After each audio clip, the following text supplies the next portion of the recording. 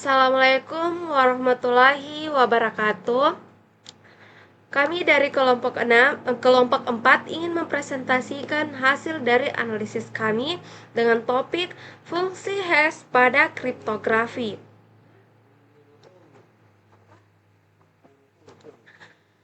Sebelum saya masuk ke pembahasan, saya ingin memperkenalkan anggota kelompok 4. Yang pertama itu ada Claudia Kristi Keloai dengan NIM F551241116. Kemudian Muhammad Fikri dengan NIM F551241108. Muhammad Reza Dwi Syaputra dengan NIM F5512485. Saya sendiri dengan NIM F551241113. Hadinata Yusuf Pratama dengan NIM F551248081.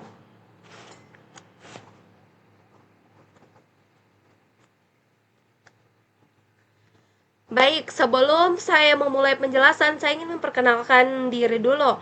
Perkenalkan, nama saya Dini Zara dengan NIM F551241113. Nah, pada bagian saya ini saya akan menjelaskan tentang latar belakang dari topik ini, terus konteks kasus yang kami analisis, serta ancaman yang relevan berdasarkan jurnal utama kami, yaitu Neto et al.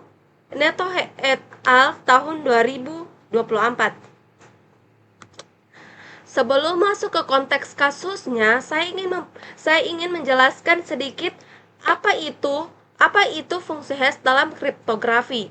Nah, fungsi hash dalam kriptografi itu adalah fungsi satu array yang dimana mengubah data dengan panjang berapapun menjadi output dengan panjang tetap yang disebut nilai hash.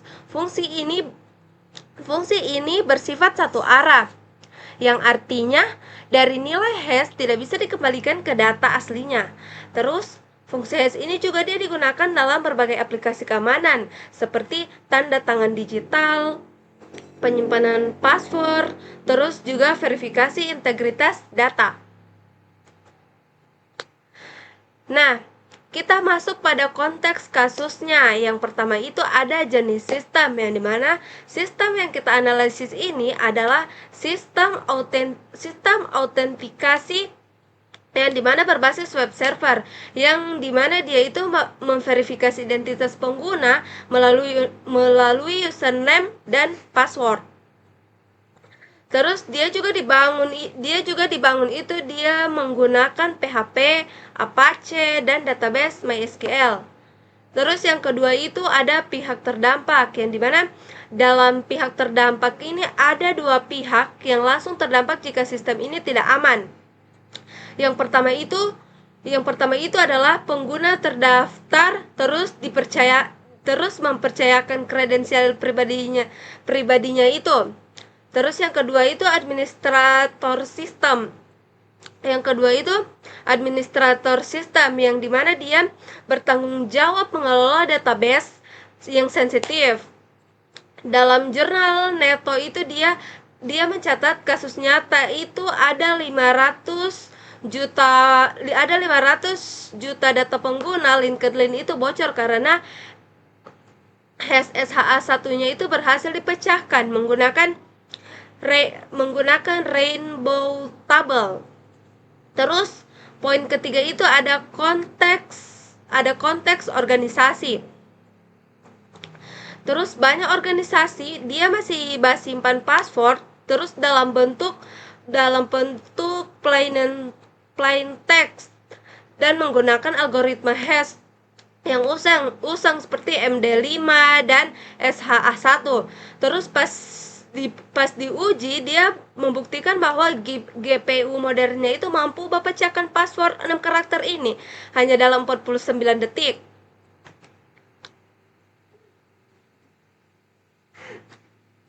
Terus yang ketiga itu aset.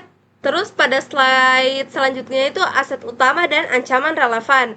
Nah, aset utama dan ancaman relevan ini ada satu. Asetnya ada satu, ancamannya juga ada satu. Terus yang pertama saya akan menjelaskan tentang aset. Nah, aset yang paling kritis dalam sistem ini itu kredensial pengguna, yang dimana itu username dan password yang disimpan di dalam database server. Terus itu dia menjadi target utama penyerang karena siapapun yang berhasil mendapatkan itu akan memiliki akses penuh ke sistem itu. Terus ada dua ancaman juga yang diidentifikasi dalam jurnal utama kami. Ancaman yang pertama itu ada kredensial stuffing yang dimana penyerang itu dia menggunakan daftar kombinasi username dan password itu dari kebocoran data di platform lain. Terus dia itu coba menggunakan untuk masuk ke sistemnya kita sendiri. Nah, serangan itu sangat efektif karena banyak pengguna menggunakan password yang sama di berbagai platform. Contohnya dia pakai kata sandi dan password itu di akun Google. Terus kata sandi di akun Google tadi dia pakai juga di akun LinkedIn. Seperti itu contohnya. Terus ancaman kedua itu dia traffic interception, di mana penyerang itu dia cegat data yang kita kirim, yang dikirimkan antara pengguna dan server. Terus jika hash ini dia digunakan lemah secara otomatis kredensial pengguna itu dia bisa langsung terbaca sama pihak yang tidak berwenang. Terus yang kedua itu ancamannya itu menjadi sangat berbahaya ketika sistem ini menerapkan fungsi hash kriptografi yang kuat. Baik, itu saja penjelasan dari saya. Itu saja penjelasan dari saya. Saya menyimpulkan bagian yang saya presentasikan ada 3 poin utama dari bagian saya. Yang pertama itu fungsi hash kriptografi adalah solusi satu arah untuk mengamankan data. Kemudian yang kedua itu sistem autentikasi web server menyimpan aset paling kritis yaitu kredensial pengguna. Terus yang ketiga itu ancaman kredensial stuffing dan traffic yang dimana interruption itu menjadi sangat berbahaya. Kemudian ketika sistem menggunakan hash yang lemah. Baik, itu saja penjelasan dari presentasi saya. Sekian, Assalamualaikum warahmatullahi wabarakatuh. Assalamualaikum warahmatullahi wabarakatuh. Saya Hadinata Yusuf Pratama dengan NIM F55124081. Jadi saya di sini akan melanjutkan tentang penjelasan teman saya. Yang pertama di sini ada kerentanan sistem informasi. Jadi di sini yaitu kerentanan yang pertama yaitu praktik buruk menyimpan password dalam bentuk plain text. Jadi pada jurnal Neto et al 2024 itu yaitu menyimpan password dalam bentuk plain text atau text asli itu adalah pelanggaran keamanan paling fatal. Kenapa? Karena jika database berhasil ditembus melalui serangan seperti SQL injection, kemudian penyerangan langsung mendapatkan akses ke semua akun tanpa perlu usaha tambahan. Terus kemudian dalam analisis jurnal kami juga, jurnal tersebut juga menekankan bahwa sistem informasi modern itu wajib melakukan transformasi data sensitif yaitu menggunakan fungsi hash. Jadi sebelum disimpan tanpa hashing atau hash, pilar confidentiality atau kerahasiaan itu dalam keamanan informasi dianggap runtuh sepenuhnya. Kenapa? Karena data tersedia secara terbuka bagi siapapun yang memiliki akses ke penyimpanan fisik atau log data. Kemudian kerentanan yang kedua di sini adalah penggunaan algoritma hash usang yaitu Jurnal Tiwari dan Asawa 2024 itu menyoroti bahwa menggunakan algoritma yang sudah pensiun seperti MD5 atau H-1 itu sama bahayanya dengan tidak menggunakan enkripsi sama sekali. Kemudian pada algoritma usang rentan itu terhadap serangan kolision yaitu dua input berbeda itu menghasilkan hash yang sama. Dan pre-image itu attack jurnal Ho et al. 2024 juga menjelaskan bahwa komputasi modern saat ini itu mampu memecahkan hash MD5 dalam hitungan detik, yaitu menggunakan rainbow tables atau GPU cracking. Oleh karena itu, tetap juga menggunakan algoritma ini untuk bisa menciptakan celah keamanan yang sangat besar dalam sistem. Kemudian slide selanjutnya. Di sini ada risiko keamanan. Yang pertama itu adalah ancaman bertemu kerentanan. Jadi, risiko keamanan itu bisa muncul. Kenapa? Karena ketika ancaman seperti hacker atau malware itu mengeksploitasi kerentanan yang pada slide 4 tadi kita jelaskan, berdasarkan alur pemikiran dalam jurnal yaitu et al. 2025 itu, ketika kontrol keamanan atau hashing itu lemah atau tidak ada, maka probabilitasnya itu terjadi insiden keamanan menjadi 100%. Kemudian yang kedua itu adalah pencurian identitas massal. Jadi hasil akhir dari eksploitasi ini adalah pengambil alihan akun secara massal. Pada jurnal NATO et al. 2024 juga menjelaskan bahwa karena pengguna sering menggunakan password yang sama di berbagai platform atau sosial medianya, maka kebocoran satu database plain text atau teks yang secara langsung itu juga sama dengan hash yang lemah dalam menyebabkan dan juga dapat menyebabkan efek domino yang mengancam akun menggunakan di layanan lain. Kemudian yang ketiga itu adalah kerusakan pilar kerahasiaan.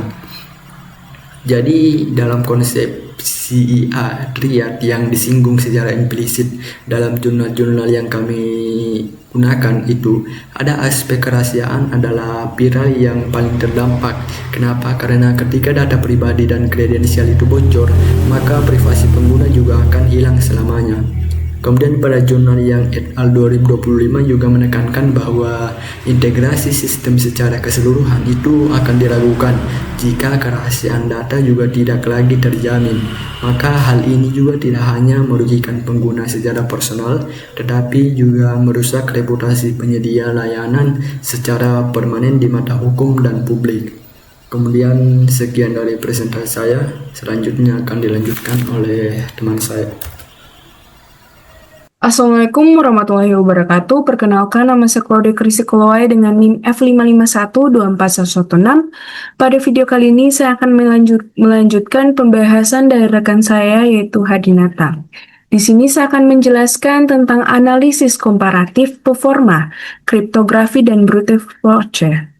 Nah, bisa kita lihat pada layar, ini merupakan tabel hasil pengujian performa yang ada pada jurnal paper utama kami, yaitu Comparative Study of Password Storing Using Hash Function with Algoritma MD5 sampai dengan algoritma SHA-3.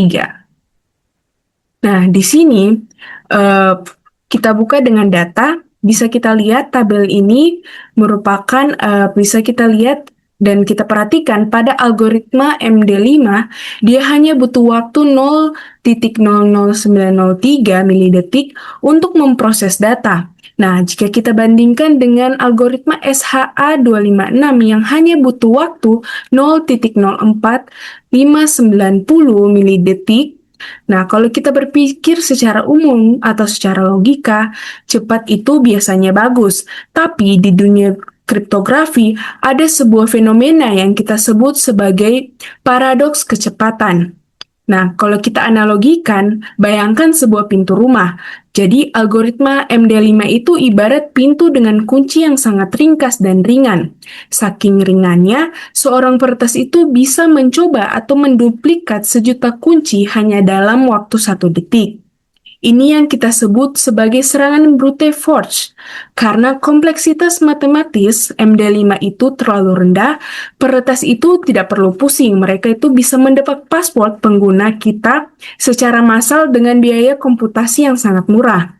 Jadi di sini kita bisa belajar bahwa satu hal penting dalam keamanan algoritma itu yang terlalu efisien justru bisa menjadi celah yang sangat fatal. Kita lanjut. Di sini saya akan menjelaskan juga kegagalan sistem dalam fenomena collision attack. Nah, selanjutnya masalahnya itu bukan cuma soal kecepatan tebakan, tapi ada kekurangan logika pada algoritma yang lama, yang disebut dengan collision attack atau serangan tabrakan. Sesuai dengan referensi pada jurnal penunjang pada tahun 2012, algoritma seperti algoritma MD5 dan SHA1 sudah tidak lagi memiliki sifat collision resistant. Secara matematis, kondisinya adalah seperti rumus ini. Artinya ada dua input atau password yang berbeda, yang dimana ketika dihash hasilnya malah jadi satu nilai yang sama persis. Mari kita gunakan analogi sidik jari. Kita tahu sidik jari itu unik untuk setiap orang. Nah, fenomena collision ini seolah-olah ada dua orang yang berbeda, tapi tidak tahu bagaimana mereka itu punya sidik jari yang identik sama. Kalau sistem keamanan kita hanya melewati sidik jari tanpa melihat wajah, maka orang asing itu bisa masuk ke dalam rumah kita hanya karena sidik jarinya itu kebetulan atau sama terbaca oleh sama mesin. Dalam kasus website, peretas itu bisa membuat password palsu yang nilai hashnya meniru password asli pengguna. Sistem itu akan tertipu. Karena kenapa? Karena menganggap peretas itu sebagai pemilik akun yang asli. Dampaknya apa? Mari kita lihat di slide selanjutnya. Dampaknya itu ada dua. Yang pertama itu kerusakan integritas, yang dimana karena suatu nilai atau satu nilai hash itu bisa dimiliki oleh dua data berbeda. Jadi sistem itu tidak lagi bisa menjamin keaslian data asli. Yang kedua yaitu kegagalan autentikasi, yang dimana penyerang atau peretas itu bisa melewati kontrol akses tanpa perlu tahu password asli pengguna. Jadi, dari hasil analisis tadi, kita bisa menyimpulkan bahwa kerentanan ini bukan cuma soal teori, tetapi ancaman nyata yang bisa dihitung secara matematis. Data-data yang saya sampaikan ini memvalidasi kekhawatiran yang sebelumnya dipaparkan oleh rekan saya Hadi, dan ini menjadi alasan paling kuat mengapa rekan saya Vicky di bagian setelah ini akan menjelaskan solusi mitigasi yang jauh lebih tangguh menggunakan algoritma SHA256. Sekian presentasi dari saya.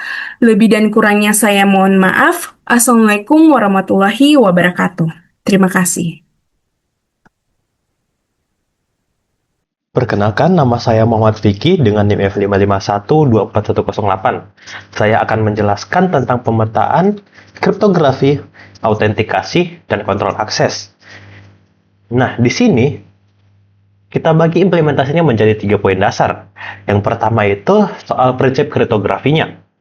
Kita beralih menggunakan algoritma SHA-256 atau Secure Hash Algorithm 256 bit. Dalam pengembangan backend, ini adalah standar keamanan yang sangat penting karena sistem tidak akan pernah lagi menyimpan password asli pengguna di database. Jadi yang disimpan hanyalah nilai hashnya saja. Yang kedua yaitu mekanisme one way. Nah, ini menjadi jantung keamanan dari sistem yang digunakan. Fungsi hash ini cuma satu arah.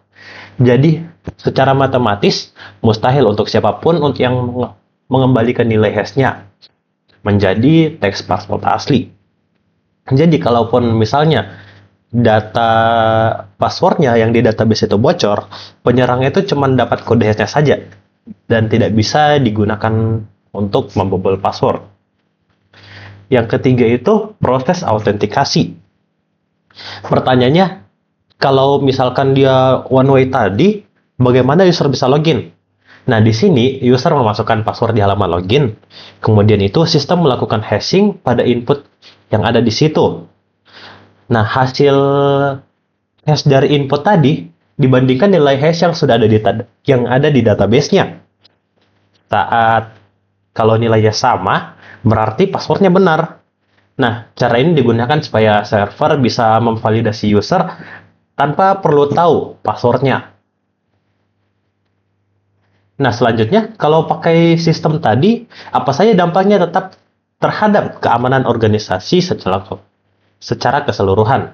Di sini saya memetakannya menjadi 4 aspek. Yang pertama ada kerahasiaan. Nah, di sini kita menjamin bahwa informasi sensitif pengguna itu terlindungi dari akses yang tidak sah. Enkripsi hash ini memastikan hanya orang yang berwenang yang bisa masuk ke akunnya sendiri. Yang kedua itu ada mitigasi resiko. Di sini secara aktif mengurangi potensi ancaman dengan cara meninggalkan algoritma yang sudah lama dan beralih ke SHA 256 untuk menutup celah bagi penyerang yang mencoba memasukkan pencurian kredensial. Nah, yang ketiga itu soal integritas data dari hash SHA 256. Fungsi hash ini bertindak sebagai pengawal mutlak untuk pilar integritas. Fungsinya memastikan bahwa data kredensial pengguna tidak bisa direkayasa ataupun dimanipulasi jika ada hacker yang mencoba mengubah satu bit saja data di database. Nilai hashnya pasti akan rusak. Sistem akan langsung tahu kalau data itu sudah tidak asli dan otomatis akan menolak aksesnya. Dan yang terakhir ada kontrol akses. Semua proses kriptografi yang kuat tadi ujung-ujungnya berfungsi untuk membatasi akses ke sumber daya database. SHA-256 ini menjadi gerbang filter utama kita. Hanya mereka yang dengan kunci yang valid yang bisa menembus masuk ke resource system. Jadi kesimpulannya dengan pemetaan yang matang ini, kita tidak hanya akan mengamankan pintu masuk, tapi juga menghasilkan keaslian data di dalamnya.